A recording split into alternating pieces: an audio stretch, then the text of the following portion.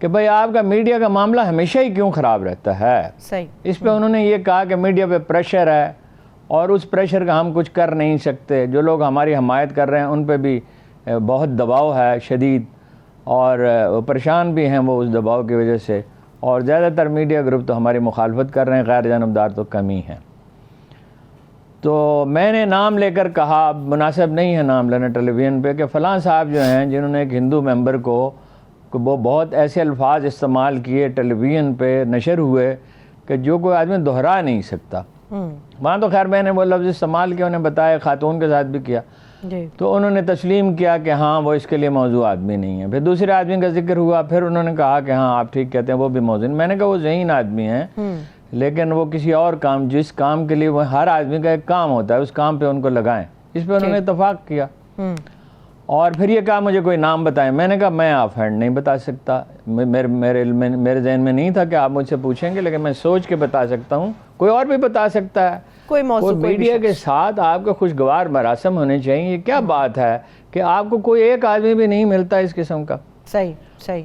تو یہ پھر فیصل آباد کی سیٹ کا اتفاق سے ذکر ہوا، راجہ ریاض والی کا، کہ وہاں کس کو اپنا کھڑا کرنا ہے. تو وہ میں نے نام لیا تو انہوں نے کہا ہاں ٹھیک ہے. وہ صاحب اتفاق سے وہاں موجود تھے. انہوں نے کہا ہاں ٹھیک ہے، اور ان سے انہوں نے کہا کہ آپ کام شروع کر دیں. اور انہوں نے کہا کہ میں نے آپ سے کہا تھا کہ سینیٹر کا جب الیکشن ہوا تھا، ایک ہوا تھا نا، آپ کو یاد ہے چودھری سرور جس میں جیتے تھے، کہ یا تو میں جیت سکتا ہوں، اور 13 میں آپ کے کہنے پہ میں نے سیٹ چھوڑ دی تھی. اس وقت بھی آپ کو صحیح اطلاعات نہیں دی گئی تھیں. تو 18 میں بھی، اور سرور جیت گئے. اور پھر اپنا ذکر ہوا اس کا، انہوں نے کہا نہیں بس آپ کام شروع کریں، اور امید ہے آپ جیت جائیں گے. اور انہوں نے بھی اپنی کچھ تجاویز دیں. اور یہ سیٹوں کے بارے میں ایک دو جو تھے انہوں نے کہا، جو میرے ساتھ ہی گئے تھے، تو انہوں نے کہا کہ میں نے ایک پیپر اس پہ لکھا ہے، اس کا ایک میکینزم بنایا جائے گا. اچھا ٹھیک ہے. اس بارے میں وہ بڑے مطمئن تھے کہ کافی لوگ آ جائیں گے اور وہ پریشر بلڈ کریں گے. ایک بڑی اہم بات یہ ہوئی کہ ان سے پوچھا کہ بھئی بزدار کو کیوں بنایا. ہاں اس پہ آپ ہمیشہ سوال اٹھاتے ہیں. انہوں نے کہا کسی ایک اور آدمی پہ اتفاق رائے نہیں، کسی آدمی پہ اتفاق رائے نہیں ہو رہا تھا، کسی پہ کوئی نہ کوئی مخالفت کرتا تھا. تو یہ عارضی ارینجمنٹ تھا. علیم خان کو بنانا تھا، علیم خان کو گرفتار کر لیا گیا. علیم خان غلط طور پر یہ سمجھتے ہیں، یہ تاثر دیتے ہیں کہ میں نے گرفتار کرایا. انہوں نے گرفتار کرایا جنہوں نے مجھ سے نہیں پوچھا، اور مجھ سے کوئی بات ہی نہیں کی. اس کے بعد انہیں وزارت دی اور انہیں مطمئن کرنے کی کوشش کی. جو انکشاف انہوں نے کیا وہ بڑا عجیب و غریب تھا. کیا تھا وہ؟ انہوں نے کہا کہ جب کرائسس بڑھ گیا تو میں نے علیم خان کو وزیر اعلیٰ بنانے کا دوبارہ فیصلہ کیا. یعنی اس وقت جب کرائسس اپنے عروج پہ تھا، کوئی یعنی 1.5-2 مہینے پہلے. تو جب میں انہیں اطلاع دینے والا تھا تو ٹھیک اسی وقت علیم خان نے میرے خلاف پریس کانفرنس کر دی. اچھا. ٹھیک اس وقت جب میں انہیں فون کرنے والا تھا کہ آپ کو وزیر اعلیٰ کے لیے نامزد کر رہے ہیں اور آپ کو بنا دیں گے وزیر اعلیٰ، تو انہوں نے میرے خلاف پریس کانفرنس کر دی. وہ جہانگیر ترین صاحب کے بارے میں بھی گفتگو کی اور کچھ صدمے کا انہوں نے اظہار کیا. آج مجھے دیکھ کے بڑا تعجب ہوا. اگر یہ صحیح ہے، مجھے اب تک یقین نہیں آ رہا، حالانکہ بار بار میں نے اسے پڑھا ہے، اور تعجب ہو رہا ہے کہ جہانگیر ترین صاحب نے کہا ہے کہ شہباز شریف صاحب عظیم ترین ایڈمنسٹریٹر ہیں، اور عمران خان کے کرپشن کے سارے ثبوت میں فراہم کروں گا. اب یہ سب جانتے ہیں کہ اس نے ذاتی طور پہ تو کوئی کرپشن نہیں کی. کرپشن تو تھی، اس میں تو کوئی شبہ نہیں ہے، ذاتی کیا کرپشن کی ہے اس نے. تو اس پر خیر یہ تو آج کی بات ہے، اس کا ذکر نہیں ہوا. اور کوئی بات آپ پوچھنا؟ بالکل میں پوچھنا چاہوں گی ہارون صاحب، یہ تو اندرونی معاملات تھے، اب ذرا بیرونی معاملات کے اوپر جاتے ہیں. ماسکو کے دورے کے اوپر خان صاحب رشیا جب گئے تھے، پہلے تو یہ بتائیے کے بارے میں. اچھا ایک تو میں نے ان سے یہ پوچھا میں نے ان سے یہ پوچھا کہ جانے سے پہلے آپ نے مجھے بات کرنے دیں 20 منٹ ہو گئے. وہ اپنا جانے سے پہلے آپ نے وزارت خارجہ کو اعتماد میں لیا، ان کی رائے لی، آپ نے چیف آف آرمی اسٹاف سے بات کی. انہوں نے کہا ہاں وزارت خارجہ بہت پرجوش تھی، بہت.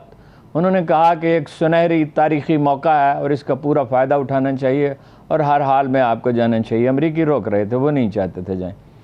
چیف آف آرمی اسٹاف سے بات کی، انہوں نے کہا لازماً آپ کو جانا چاہیے. میں نے ان سے پوچھا ماحول کیسا تھا, کیسی کیفیت تھی, پیوٹن سے آپ کی کیا بات ہوئی, ذرا مجھے تفصیل سے بتائیں. انہوں نے کہا کہ ایک بڑا عجیب و غریب انکشاف کیا. اس نے کہا, پیوٹن نے کہا میں نے 250 مسجدیں بنائی ہیں, اور وہ صرف چیچنیا میں نہیں ہیں, باقی روس میں بھی, روس میں کافی مسلمان ہیں, اور میری بیوی مسلمان ہے. میں تو اس پہ اتنا ہکا بکا رہ گیا, میں مزید کوئی سوال ہی نہیں کر سکا کہ بیوی اس کی مسلمان ہے تو اس کی شادی کیسے ہوئی. بہرحال اس نے کہا, اسلامک فوبیا پہ بات ہوئی تو اس نے کہا, اس نے اپریشیٹ کیا, اور اس نے کہا میں اس میں آپ کے ساتھ ہوں. یہ بڑی نامناسب بات ہے کہ اسلام کے خلاف پروپیگنڈا کیا جائے, اور آپ نے اس میں جو رول پلے کیا ہے ہم اسے اپریشیٹ کرتے ہیں, اور اس میں ہم آپ کے ساتھ ہیں. پھر میں نے تیل کا پوچھا, وہ تو خیر خبر آئی. اچھا, میں نے کہا کہ کیا ماحول تھا. انہوں نے کہا ماحول یہ تھا کہ 3 گھنٹے ہم بیٹھے رہے, حملہ ہو چکا تھا, اسی دن ہوا, ہمیں تو معلوم نہیں تھا. 3 گھنٹے میں نہ انہوں نے کوئی ٹیلی فون کال لی, حالانکہ جنگ ہو رہی ہو تو ایسی صورتحال میں ظاہر ہے لمحہ بلمحہ معلومات آتی ہیں, اور انہیں ظاہر ہے گائیڈ کرنا ہوتا ہے, فیصلے کرنے ہوتے ہیں. کوئی ٹیلی فون کال انہوں نے نہیں لی, کوئی کسی نے انٹرپٹ نہیں کیا. میں نے کہا ان کا وہ موڈ کیسا تھا, کس طرح سے. انہوں نے کہا وہ بالکل ریلیکس تھے, بہت کمفرٹیبل تھے.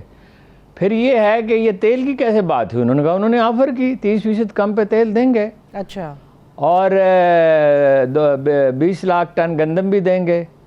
تو میں نے کہا یہ مطلب فیصلہ ہو گیا. انہوں نے کہا نہیں, فیصلہ تو ہو گیا مگر جزیات تو بعد میں طے کرنی تھی.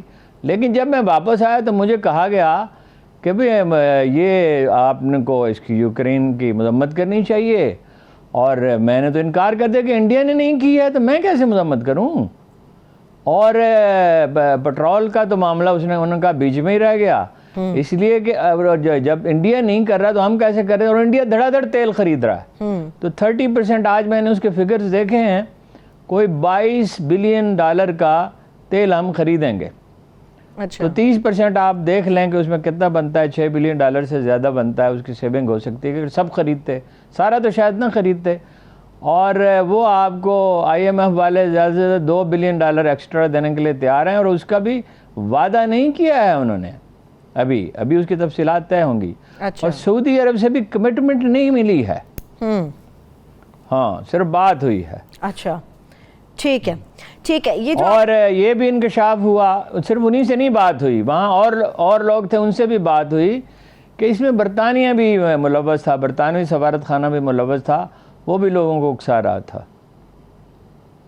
اس ملاقات میں صرف ہارون صاحب یہی معاملات کے اوپر بات ہوئی, یا کچھ ایسی باتیں بھی تھی خان صاحب سے آپ کی ہوئی جو رشیا میں ان کے اور پیوٹن کے درمیان ہوئی اور ابھی تک منظر عام پر نہیں آ سکی؟ کیا کوئی اور بھی معاملات تھے؟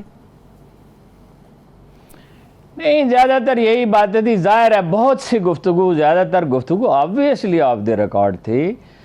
لیکن یہ مجھے بڑی حیرت ہوئی کہ جب انہوں نے مجھے بتایا کہ مجھے ساری تفصیلات معلوم تھی, میرا تاثر یہ تھا کہ IB انہیں انفارم نہیں کر سکی. انہوں نے کہا نہیں, مجھے انفارم کیا جاتا رہا. انہوں نے لوگوں کے نام لیے جو نہیں لیے جا سکتے, وہ کہ فلاں صاحب کے پاس میٹنگ ہوئی, فلاں جگہ پہ میٹنگ ہوئی, فلاں موقع پہ مجھے آ کے بتایا گیا, فلاں آدمی ملنے کے لیے گیا ہے, اور فلاں نے یہ بات کی ہے, اور یہ ساری تیاری اس وقت کی جا رہی تھی مجھے ہٹانے کی, اور مجھے معلوم تھا. اور یہ تو آپ کو پتہ ہے وہ کہتے ہی ہیں, کل تو یہ فکرہ انہوں نے نہیں کہا کہ یہ میری زندگی کے تلخ ترین وقت تھا, اور میرے ہاتھ بندھے ہوئے تھے. اور یہ بھی انہوں نے دہرائی بات کہ مجھے حکومت لینی ہی نہیں چاہیے تھی. اور یہ آج انہوں نے پھر کہا ہے کہ اگر میری اکثریت نہ ہوئی تو میں حکومت نہیں بناؤں گا. اچھا, مطلب وہ یہ چاہتے ہیں کہ اتحادی اگر ہوں بھی تو ان پہ انحصار نہ ہو حکومت کا.